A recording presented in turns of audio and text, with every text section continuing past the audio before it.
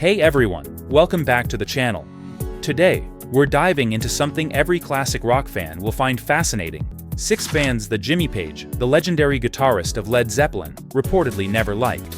Now, before we start, let's be clear, Jimmy Page isn't the type of guy who trashes other musicians for headlines. He's private, mysterious, and rarely critical in public. But over the decades, bits and pieces, interviews, studio stories, and comments from fellow musicians have revealed a deeper picture of what Page valued in music and what he didn't. So this isn't just a list of bands he didn't enjoy. It's a look into the mind of a musical architect, a man whose ideas reshaped rock forever. And understanding what he didn't like helps us understand why his music still stands above time.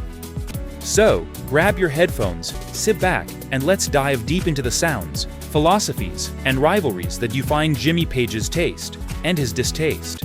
Jimmy Page's entire musical journey was rooted in curiosity and experimentation. Before Led Zeppelin, he was one of the most in-demand session guitarists in London, playing on records for The Who, The Kinks, Donovan, even Petula Clark. He spent years behind the scenes, learning not just how to play guitar, but how to build sound itself. He learned from producers, arrangers, and engineers. He learned how reverb, delay, and mic placement could shape emotion. So by the time he formed Led Zeppelin in 1968, Page wasn't just another guitarist. He was a visionary, a sonic architect with an entire world in his head. For Page, music wasn't about being loud or heavy. It was about atmosphere, the tension between light and dark, soft and thunderous, blues and mysticism. That's why he hated being labeled heavy metal. He once said that calling Led Zeppelin metal missed the point entirely. It's not about distortion, he said. It's about dynamics and feel. To Page, tone was sacred. He could spend hours adjusting microphones just to catch the exact shimmer of a cymbal or the perfect resonance of a guitar string. So when other bands took what Zeppelin started and turned it into formula, riffs, volume, and screaming vocals without emotion, he tuned out completely. Let's start there. The Who. It might shock people, but Jimmy Page reportedly never had much affection for The Who. Now, this isn't personal, it's more about clashing artistic philosophies. Both bands came from the same British rock explosion of the late 60s. Both were loud, rebellious, and adored by millions. But where The Who were about chaos, destruction, and raw energy, Led Zeppelin were about control, mysticism, and craft. Pete Townshend once said in an interview that he didn't like Led Zeppelin's music at all. He called it hollow and bombastic. That comment stuck. Page, who always approached music as sacred and spiritual, probably saw The Who's theatrical destruction of instruments as wasteful and shallow. In Zeppelin, every sound mattered.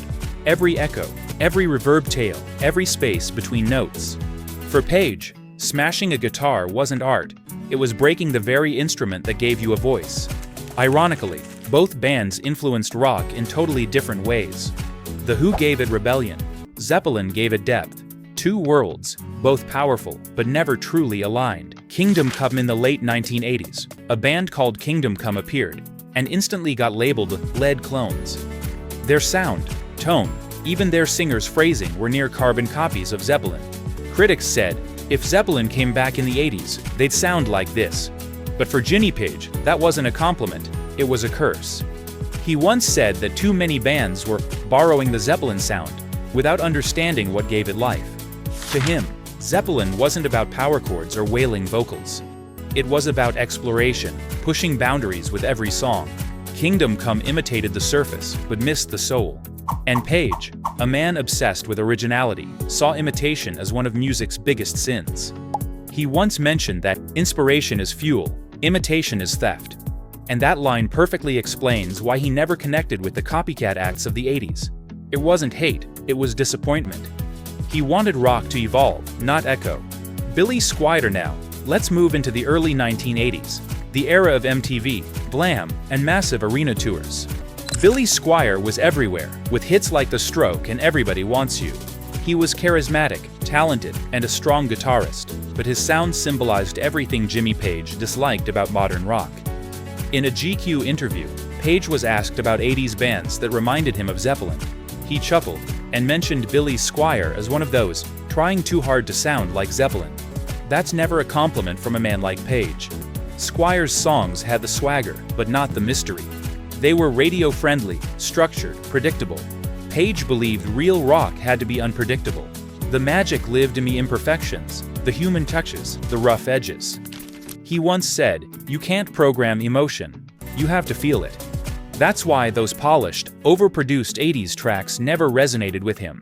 They were technically perfect, but spiritually empty. Judas Priest. Now here's where things get heavier, literally. Judas Priest were the face of heavy metal in the late 70s and 80s. Leather, studs, twin guitars, and roaring anthems. And somewhere along the line, people started calling Led Zeppelin the fathers of metal. That label infuriated Jimmy Page. There's an old story where he looked at a Judas Priest poster and said, "If I'm responsible for this in any way, I'm embarrassed." It sounds harsh, but it wasn't meant as an insult to Judas Priest personally. What he meant was that metal, as it evolved, lost touch with the depth and nuance that he built his art on. Led Zeppelin's music was layered: blues, folk, Indian influences, mysticism. It had texture, shadow, and air. Heavy metal, to him, felt mechanical, all precision, no mystery. Page admired power, but he wanted emotion in that power. He wanted riffs that transported you, not just blasted your ears. That's why Judas Priest, while legendary in their own right, represented something Page didn't recognize as part of his legacy. Cream. Now this one's personal, and a little ironic. Cream, the supergroup of Eric Clapton, Jack Bruce, and Ginger Baker, helped invent blues rock. But rivalry was fierce in that era. Jack Bruce once said, "Fuck off, Zeppelin, you're crap." That single quote captured the tension perfectly. Clapton and Page had known each other for years. Both were studio players, both admired the blues. But they walked very different paths. Cream was all about jamming, stretching songs for 20 minutes, pure musicianship on display. Led Zeppelin had improvisation too, but Page used it to serve the song, not show off. He wanted magic, not math. Emotion, not ego. He once said, "You can be the fastest player in the world, but if you can't make someone feel something, what's the point?" So while he respected Cream's technical brilliance, he never connected with their energy. He saw it as indulgent, and he never admired indulgence. AC/DC. Finally, let's talk about AC/DC, the ultimate riff rock band. They built their empire on pure, unfiltered energy. 3 chords, counting drums, and attitude. And while Page respected their consistency and discipline, it's unlikely he ever loved their music. He once said he was embarrassed when people credited Led Zeppelin for inventing heavy metal. He saw Zeppelin's legacy as mystical, not mechanical. And AC/DC, for all their greatness, were the ultimate example of formula done right. But Page wasn't interested in formula. He built songs like stories, with build-up, climax, and mood. He layered guitars like a painter layering colors. To him, AC/DC's simplicity lacked that drama, that spiritual depth. They were power, he was poetry. Different worlds, same passion, but different purposes. Now, when you look at all these bands, The Who, Kingdom Come, Billy Squier, Judas Priest, Cream, and AC/DC, a clear theme emerges. Jimmy Page's dislikes weren't personal. They were philosophical. He didn't hate musicians, he disliked what their sound represented. He rejected imitation. He despised commercialism. And he wanted music to evolve, not repeat. That's why every Led Zeppelin album sounds like a new world. Led Zeppelin 1 was raw blues, 2 was groove and sex, 3 was acoustic and mystical, IV was epic and mythic. He never stood still, because standing still meant dying creatively. He once said, "Every note has to take you somewhere else." And that's how he lived as a musician. So when he heard bands chasing trends or recycling riffs, it must have been heartbreaking, seeing your influence flattened into formulas. That quiet frustration explains why Page distanced himself from so many Zeppelin-inspired acts. But here's the deeper truth. Jimmy Page's criticism wasn't rooted in arrogance. It came from passion. He cared too deeply about the soul of rock to watch it become hollow. To him, music was spiritual. It wasn't about fame, charts, or awards. It was about transcendence. He saw the studio as a temple, the stage as sacred ground. He didn't perform songs, he summoned them. And that's why, decades later, his influence still feels otherworldly. And that's what separates Jimmy Page from so many who followed. He wasn't trying to be cool. He was trying to connect with the unknown. So when you hear that Jimmy Page didn't like certain bands, remember, it wasn't about dislike. It was about artistic integrity. He loved innovation, he worshipped originality, and he feared repetition more than failure. That's why even today, his music feels alive, mysterious, untouchable. So now it's your turn.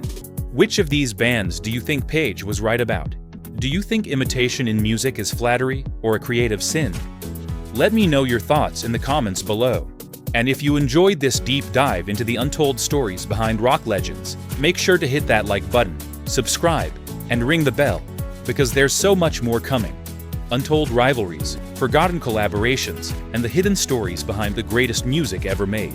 Thanks for watching.